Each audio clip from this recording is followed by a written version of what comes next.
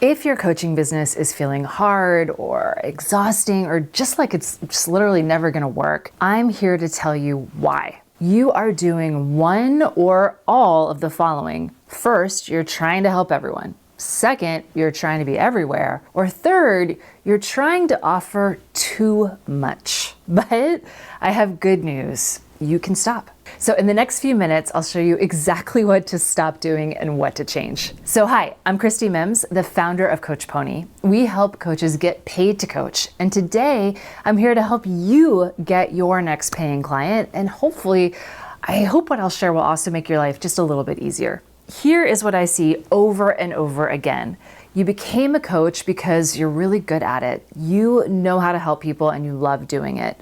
So you have got the skills, you have got the training. Really, you've got the most important thing, which is the heart. And yet somehow the business side feels like just a completely different animal. You're working hard, you're showing up, you're posting on social media, you are trying all of the things, and it still feels like you're making no progress. You start wondering, is it me? Do I need more motivation? Is it like that marketing is just broken and there's nothing I can do about it? Should I be on TikTok? Should I run ads on Instagram? And why is nothing I'm doing working? So let me be super clear. This is not a motivation problem. You are doing great. And this is what I like to call a structure problem. And so I say this with so much love. The reason your coaching business feels harder than it should right now is because you're trying to build a business without any business systems. And in today's economy and with AI and all of the changes that we have going on, you need these systems. So what you have instead is a coaching hobby with business energy. And that combination will exhaust you every single time. Today, let's fix it. And with that, let's get into it. Mistake number one, which is trying to help everyone. When I ask new coaches who their ideal client is, here's what I most often hear. I help people who feel stuck. I coach people through life's transitions. And that's honorable. And I get it, and I'm glad you want to help, but here's the thing you got to remember. None of those things I just listed are niches. So helping people is literally helping everyone on the planet, and helping stuck people or people in transition is also literally helping everyone on the planet. I mean, we all get stuck, we're human. We all go through many transitions in our lives. Again, we're all human. So there's nothing in that niche statement that says, you help me. So that's what we really need. These kinds of ideal client statements make you sound like every other coach on the internet and like nothing really compelling. So go look at 10 coaching websites right now, and they all say the same thing. Transform your life, unlock your potential, find your purpose. Very worthy things, but there's no reason for anyone to choose you over the next person because you haven't given them one, you haven't spoken to them. And second, and this is the one we don't talk about enough, but trying to help everyone actually makes you a lot less credible, not more credible. So when you say you can help anyone with anything, what people hear is, I have not figured out what I'm actually good at yet, and I'm trying to do it all. You sound really new as a coach, you sound uncertain, and worse, you often come across as desperate because you're just desperately trying to make the sale instead of helping someone you know you can help. So what I want you to remember is that a niche is not a limitation. A niche is the thing that makes you the obvious choice to the person with that problem. So when you say, for example, I help new life coaches get their first consult in 30 days or less, that's really specific. And that is really memorable for life coaches who want to get that first consult. So that person who's reading this or talking to you knows immediately if this is for them or not. And that's exactly the kind of energy I want you to bring to your business. Now, I know what you're thinking is, if I niche down, I will miss out on clients or I'll be stuck in a box and I'll be bored. What if someone outside your niche wants to work with you? Here is the truth. Humans buy coaching. AI does not buy coaching, and humans buy from people who understand their specific problem. It's human nature to want to feel seen and heard and understood.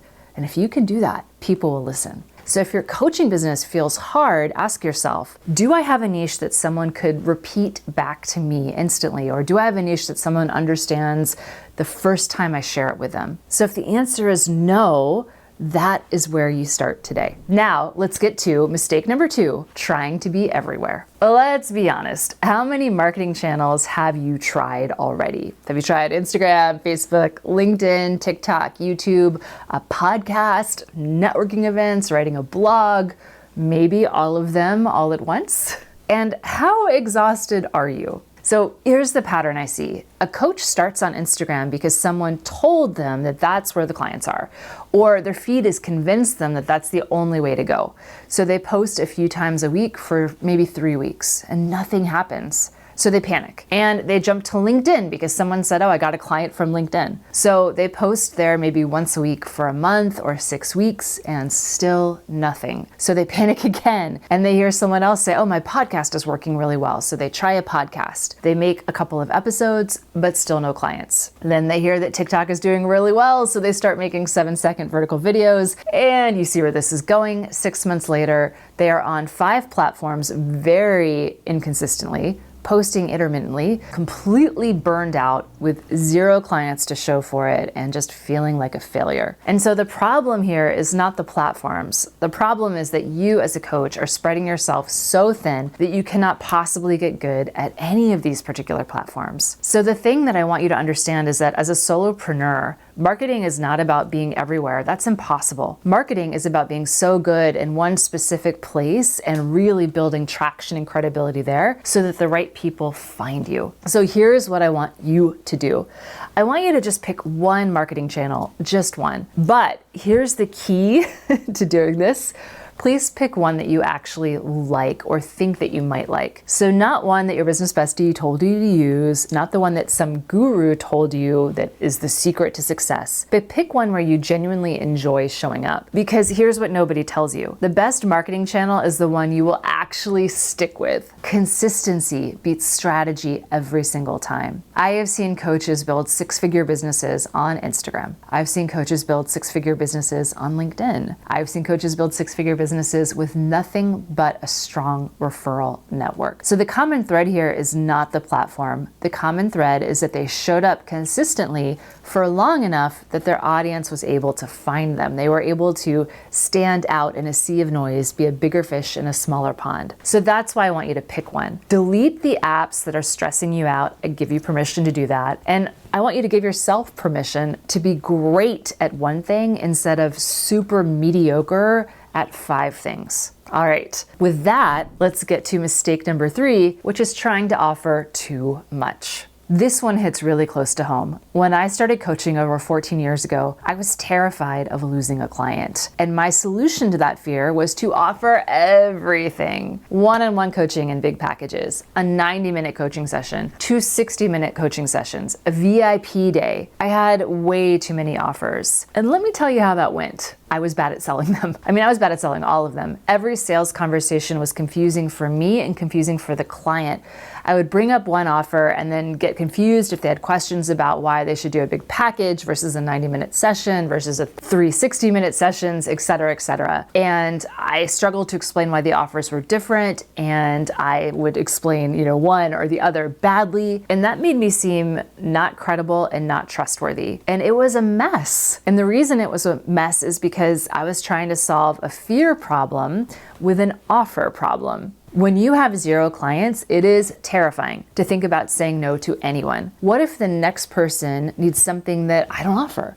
What if I lose them and lose out on helping someone and lose out on a client that I really need? So you create offers for every possible situation. And what you end up with is a menu so complicated that nobody can order from it. Your potential clients do not want to read a restaurant menu. They want you to tell them what to eat. Take that in. They want you, the expert, to tell them what to eat. You are so much more credible when you have one main offer package that gets your clients great results. And because that's what you focus on, you are great at telling people about it and great at delivering those results. And this is important, if you've niched correctly, and your niche is narrow enough, one great offer will satisfy 90% of your audience. It'll make your business so much more simple and easy. And if you cannot come up with one great offer that meets 90% of your niche, here is your answer. You need to niche down further, because if 90% of the people in your niche do not have the same core problem, then your niche is likely still too broad. Now,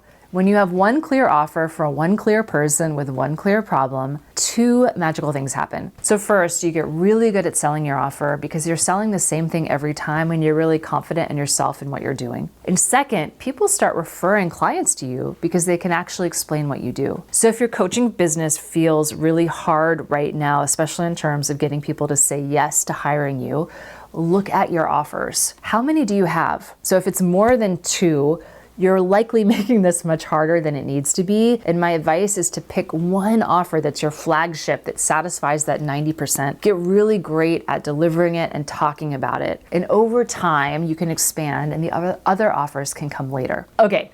Let's pull all this together. If your coaching business feels harder than it should, it is not because you are bad at coaching. It is not because you are not working hard enough. It is because you are trying to help everyone be everywhere and offer everything. And that's not a business. That is burnout with a pretty logo. So the fix is simpler than you think. Pick a niche that's focused. Pick one marketing channel that you actually enjoy and you're willing to be consistent on. And then pick one flagship offer. So that's it. That's the 3 decisions that will change everything and make your life a lot easier. Now, if you're sitting there thinking, okay, Christie, that sounds great, but I still don't have a single client and I need more than concepts, I need a plan, then I've got you. I have help for you. I have a free 14-day client blueprint that walks you through exactly what to do each day to find that first paying client in the next 2 weeks. And no, I'm not gonna ask you to sell coaching to your family and friends, but I'm also not gonna ask you to get on social media. So go grab that guide. The link is in the description box below. It's free and it's important because that first client really changes everything because this is the moment your business becomes real. So that's all I've got for you today, and I'm cheering you on.